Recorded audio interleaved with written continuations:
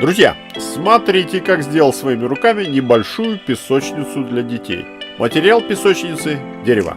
Заготовил 8 дощечек, длина каждой доски 760 мм и торцы спилены под углом 45 градусов. Подготовил также колышки из брусков. Длина каждого из 4 брусков 650 мм. На ровной поверхности начал сборку песочницы. Основной крепеж – саморезы.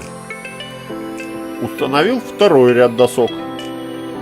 Перенес каркас песочницы к месту установки.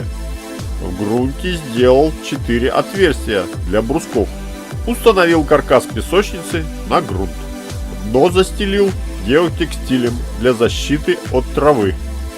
Начал загрузку песка. 9 тачек и песочница заполнена. Усилил края каркаса брусками с креплением внахлёст. Подровнял выступающие части. Подготовил из строганной доски 4 полочки. Сразу покрыл их яхтенным лаком. Установил полки на каркас песочницы.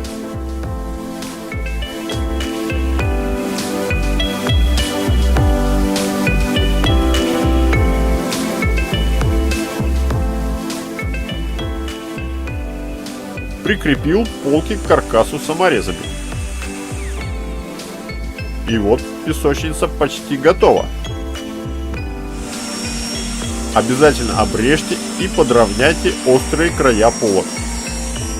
Объект запущен. У кого есть дети, тот поймет, что без песочницы жизнь не та. Успехов в строительстве! Вынимай. Так, смотрим. О, молодец какой.